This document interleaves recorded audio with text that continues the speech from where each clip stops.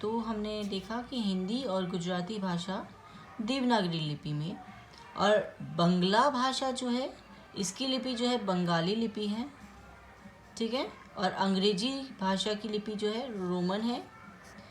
ये जो बंगला भाषा की बंगाली लिपि है इसकी पिक्चर मैं आप लोगों को लास्ट में अपलोड कर दूंगी, ठीक है, कि इसकी लिपि में जो इसके अक्षर हैं वो कैसे लिखे जाते हैं। उर्दू भाषा की फ़ारसी लिपि है और पंजाबी भाषा गुरुमुखी लिपि में लिखी जाती है। तो ये जो भाषाएं हैं, एक तो आपकी ये हो गई बंगला, नेक्स्ट हो गई अंग्रेज़ी, तो आपको पता ही है ABCD किस तरीके से लिखेंगे, वो लिपि है उसकी है। उर्दू भाषा की लिपि, इसके जो अक्षर हैं, ये इनके जो अक्षर हैं, इनके अक्षर मैं जो है लास्ट में फ़ोटोज़ अपलोड करूँगी।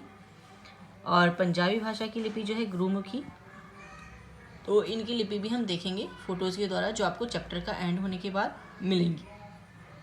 फिर आते हैं हम व्याकरण पे।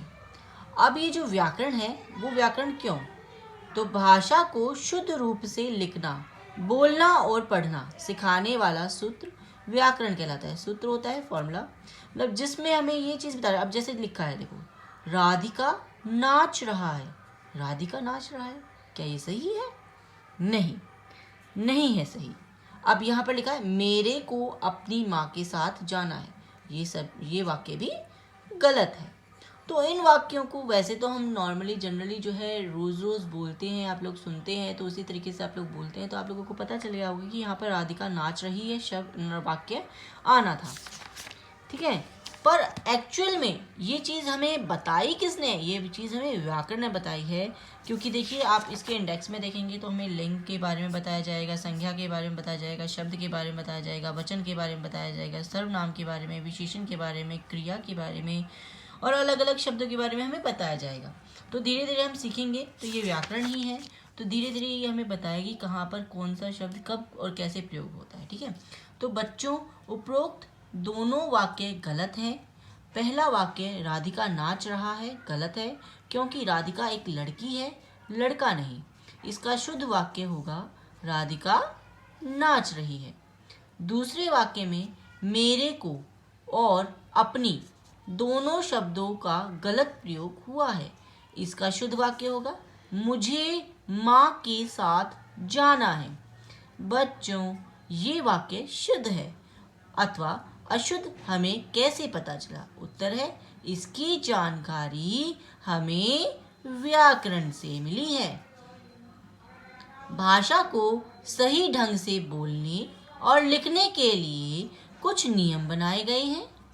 इन नियमों में ही हम भाषा को शुद्ध रूप से में लिखना, बोलना और पढ़ना सीखते हैं। ये नियम एक सूत्र में बंधे होते हैं। इन नियमों को सिखाने वाला शास्त्र ही व्याकरण कहलाता है, ठीक है। अब हम इस चैप्टर का पूरा जो है एक छोटे उसमें देखेंगे सारांश। मन के भावों को दूसरों तक पहुंचाने और ग्रहण करने का साधन भाषा। साधन क्या होता है?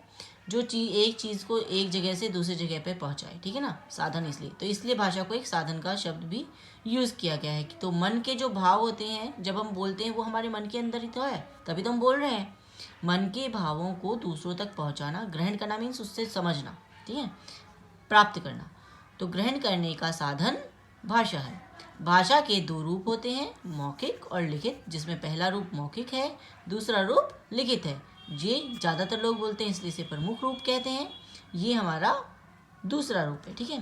भाषा को लिखने के लिए निर्धारित किए गए चिन्ह लिपि कहलाते हैं, ठीक है। भाषा की भारत की जो हमारी राष्ट्रभाषा है वो हिंदी है। अंग्रेजी जो है अंतर्राष्ट्रीय भाषा है, ठीक है। हिंदी भाषा को लिपि जो है वो देवनागरी है। भाषा के शुद्ध रूप का ज्ञान कराने वाला शास्त्र व्याकरण कहलाता है, ठीक है। तो ये चीज़ें हमें अब पता चल गई हैं इस चैप्टर के माध्यम से। तो अब आप जो है इसके ये जो क्वेश्चन आंसर्स हैं, ये चीज़ें तो वैसे भी अपने आप कर पाएंगे, क्योंकि अगर आप चैप्टर अच्छे से समझेंगे तो क्वेश्चन आंसर्स को करना कोई मुश्किल बात नहीं होती है, ठीक है।